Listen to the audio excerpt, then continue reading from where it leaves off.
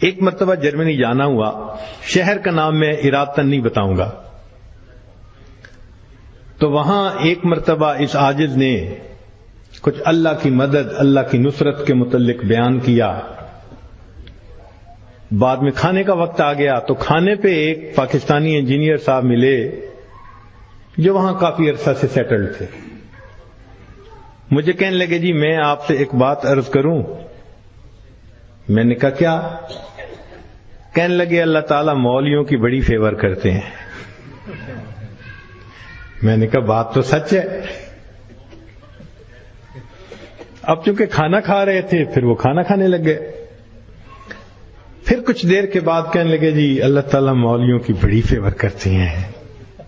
اب میں نے دیکھوں ظاہر میں کہ وہ تو بے شک نہ داڑھی تھی نہ کچھ تھا، ایک عام جیسے انجینئر کی زندگی ہوتی ہے، ایک خوبصورت نوجوان تھا عام زندگی گزارنے والا۔ جب کھانا ختم ہونے لگا نا تو پھر ذرا میرے وہ قریب ہو کے بیٹھ گیا، پھر کہتا ہے جی اللہ تعالیٰ مولویوں کی بڑی فیور کرتا۔ اب مجھے سمجھ لگی کہ یہ کچھ کہنا چاہتا ہے لیکن ذرا اس کو وقت چاہیے، علیحدگی چاہیے۔ تو وہ ہم لوگ الگ کرسیوں پہ جا کے بیٹھ گئے۔ میں نے ان سے پوچھا آپ کیا کہنا چاہتے ہیں جو بےتاب ہیں اتنی دیر سے؟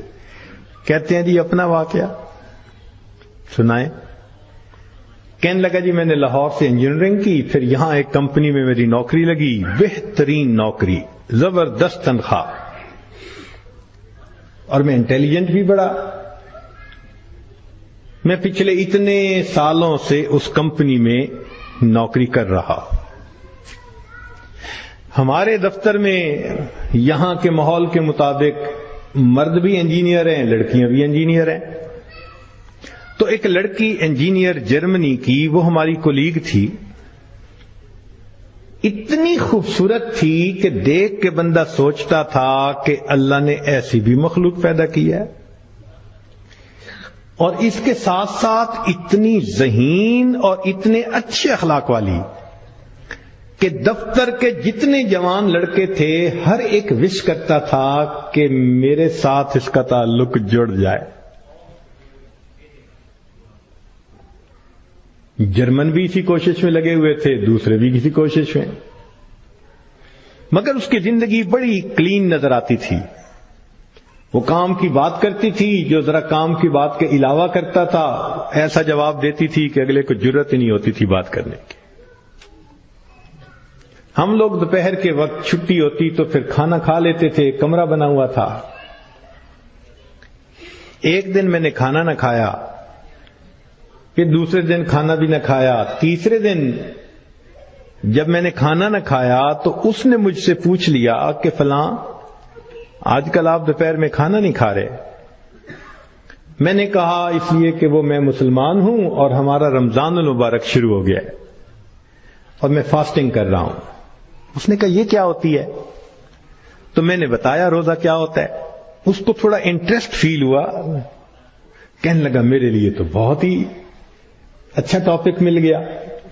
میں نے بھی کھول کھول کے بتایا فاسٹنگ کیا ہوتی ہے، اور اس کے انٹرسٹ کو دیکھ کے کہا اچھا میں باقی باتیں تمہیں کل بتاؤں گا۔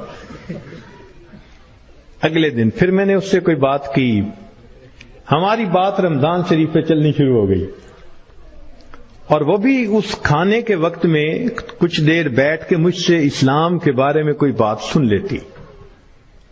میری کوشش یہ تھی کہ رمضان شریف کے دوران میری بات چیت اتنی شروع ہو جائے کہ کمفرٹیبلی ہم ایک دوسرے سے کمیونیکیٹ کرنے لگ جائیں۔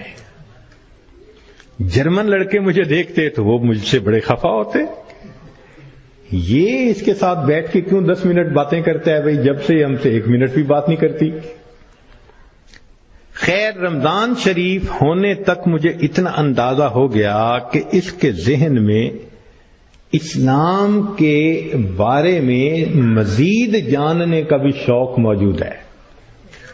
تو میں نے کچھ انگریزی کی کتابیں بھی اس کو منگا کے دیں کہ پڑھو، اور میں تو چاہتا تھا اللہ کرے یہ مسلمان بنے، پھر تو ہمارا ہی نمبر لگے گا، کیونکہ باقی تو سارے یہاں کافر ہیں۔ بڑی میری کوشش تھی اور میں بڑے خلوص سے کوشش کر رہا تھا یہ مسلمان بن جائے کہ اللہ کی شان۔ کہ جو باتیں میں بتا سکتا تھا میں نے بتائیں، اور کچھ باتیں اس کو میں نے کہا کہ بھئی تمہارے قریب اگر کوئی مسجد ہے، وہاں عالم ہے، تو ان سے کوسچن پوچھ لو۔ 6 مہینے اس لڑکی نے اسلام کو سٹڈی کیا، اور ایک دن آ کے وہ مجھے کہنے لگی کہ کل میں نے کلمہ پڑھ لیا ہے، اور میں نے دیکھا کہ اس نے اپنا سر بھی ڈھکا ہوا تھا۔ تو یہ اس بات کی دلیل تھی کہ یہ مسلمان بن چکی۔ میری تو خوشی کے انتہا نہیں تھی۔ میں نے عشاء کے بعد 10 رکعت شکرانے کے نفل پڑھے کہ یہ مسلمان بن گئی۔ میں کلیگ بھی ہوں، مسلمان بھی ہوں، اس کے پاس تو کوئی دوسری آپشن ہی نہیں ہے، تو اب میرا کام آسان ہو گیا۔ اب وہ جب موقع ہوتا نماز بھی پڑھتی، مگر زندگی چلتی رہی۔ سال میں ہمیں چھٹیاں ملتی تھیں جو اکثر وہاں کے مقامی لوگ یورپ میں ادھر ادھر بیچز پہ گزارا کرتے تھے۔ بات چلی کہ بھئی اس دفعہ چھٹیوں کا پروگرام کیا ہے؟ اس نے کہا کہ میرا ارادہ ہے کہ میں اس دفعہ ٹرکی جاؤں گی، سنیں وہاں بہت مسجدیں ہیں اور بہت علماء ہیں، میوزیمز ہیں، تو مجھے ذرا اسلام کو اور زیادہ سٹڈی کرنے کا موقع مل جائے گا۔ میں نے سوچا ترکی جائے گی تو میرا کیا فائدہ؟ اب میں نے اس کو آئیڈیا دیا، فوڈ فار تھاٹ۔ میں نے کہا تمہیں کیا پتا، اصل تو دین پاکستان میں ہے۔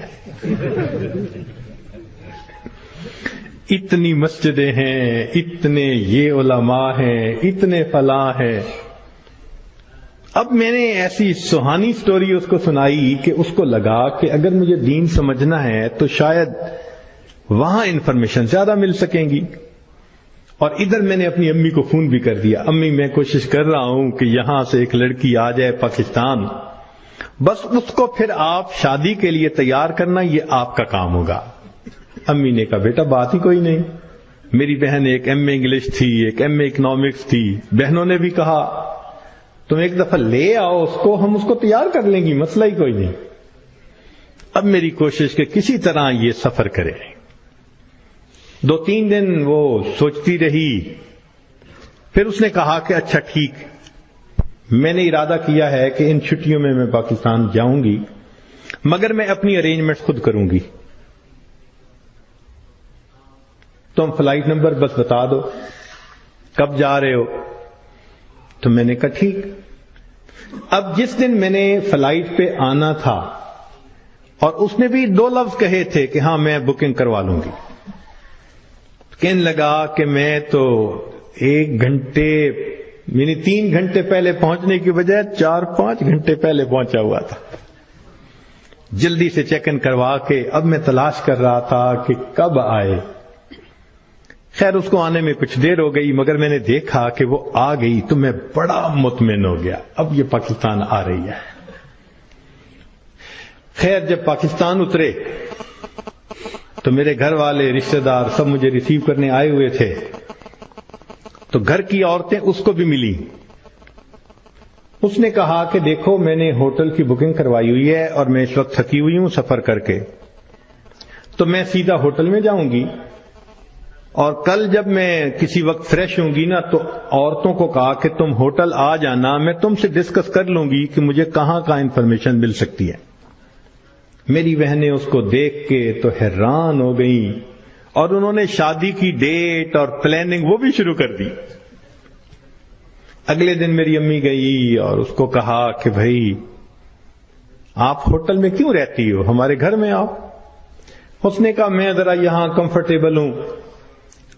امی نے کہا چلو کھانا کھانے ہی آ جاؤ۔ اس نے کہا ٹھیک، تو وہ ایک وقت کھانے کے لیے گھر امی کے ساتھ آ گئی۔ ہمارا گھر ڈیفنس کے اندر اتنا بڑا بہترین محل نما گھر تھا، اور بزنس تھا ہمارا کار ڈیلرشپ تھی۔ اب جو کار ڈیلر ہو وہ تو کروڑوں پتی ہوتا ہے۔ چھوٹا بھائی میرا مجھ سے بھی زیادہ خوبصورت نوجوان۔ خیر میری بہنوں نے بڑی کوشش کی کہ بھئی کسی طرح وہ ہاں کر دے کہ میرے ساتھ اس کی شادی پہ وہ راضی ہے، مگر وہ خاموش ہو جاتی، وہ ہاں نہیں کرتی تھی۔ پریشانی ہونے لگ گئی. دن گزر رہے ہیں اور ہاں نہیں کر رہی ہے. تو کہنے لگے کہ ایک دن جو ہے امی نے کہا کہ بیٹا اگر تم سے وہ راضی نہیں تو تمہارا چھوٹا بھائی بھی تو ہے, ہم اس کی آپشن دے دیتے ہیں.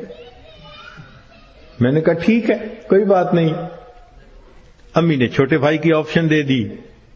وہ سن کے پھر چپ ہو گئی. حتیٰ کہ آدھے سے زیادہ دن گزر گئے. فرض کرو 20 دن اس نے رہنا تھا تو 10-12 دن گزر گئے. اب امی کو ذرا فکر ہونے لگ گئی کہ یہ نہیں مانے گی. ہم پریشان بھی تھے.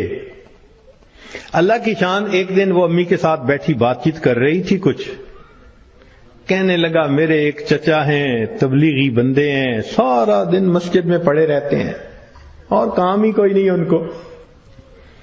ان کا ایک بیٹا ہے اور اس بیٹے کو انہوں نے جامعہ اشرفیہ سے مولوی بنا دیا. وہ چونکہ میرے امی کے قریبی رشتہ دار ہیں تو وہ نوجوان ہمارے گھر آیا امی کو کوئی چیز دینے کے لیے. تو اس لڑکی کی ذرا دور سے نظر پڑ گئی کہ ایک بندہ ہے, داڑھی والا بھی ہے, ٹوپی بھی ہے اور وضاقتہ بھی دینی ہے. اس نے میری امی سے پوچھ لیا یہ کون ہے؟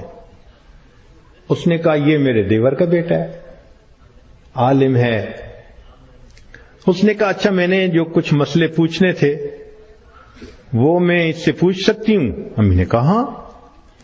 کہنے لگا امی نے وہ مولوی صاحب کو بلا لیا اور وہ مولوی صاحب آ کے یوں نگاہیں نیچی کر کے کھڑے ہو گئے. یہ اس نے 1-2 باتیں پوچھی, اس نے آگے سے جواب دیا اور جیسے روٹھا ہوا بندہ ہوتا ہے وہ مولوی صاحب چلے گئے. اس نے جاتے ہوئے اسے پوچھ لیا کہ بھئی اگر کوئی اور بات پوچھنی ہو تو آپ کا ٹیلی فون نمبر. اس نے ٹیلی فون نمبر دے دیا. 1-2 دن ٹیلی فون پہ یہ اس سے بات کرتی رہی. کہنے لگے کہ چوتھے دن ہمیں پتا چلا کہ لڑکی نے اس سے خود بات کی, کیا تم مجھ سے نکاح کرنا چاہتے ہو؟ کہنے لگے مولوی صاحب نے جواب دیا میں ابو سے پوچھوں گا. ابو سے پوچھوں گا. اس نے ابو سے پوچھا. ابو نے کہا کہ بیٹا ساری دنیا ان مسلمانوں کے لیے اس کا ملک ہے, اگر تمہارا رزق اللہ نے وہاں لکھا ہے تم دین کی نیت سے جاؤ, اللہ کے دین کا کام کرو وہاں. کہنے لگا لڑکے نے ہاں کر دی. اگلے دن اس نے کیا کیا کہ وہ لڑکے نے اپنے 2-4 رشتہ داروں کو بلا لیا, سادگی کے ساتھ نکاح ہو گیا.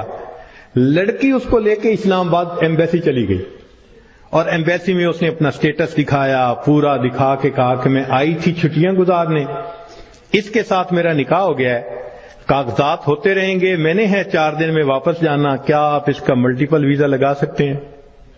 کہنے لگے کونسلر کو اس کی پرسنالٹی, اس کی بات چیت, اس کی نوکری اتنی جسٹیفیکیشن نظر آئی, اس نے چھوٹتے ہی 5 سال کا ملٹیپل ویزا لگا دیا.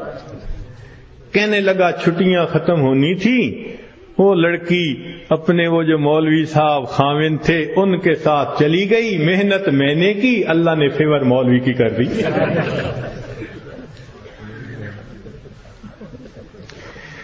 وَهُوَ يَتَوَلَّى الصَّالِحِينَ, وہ اللہ نیکوکاروں کا سرپرست ہے.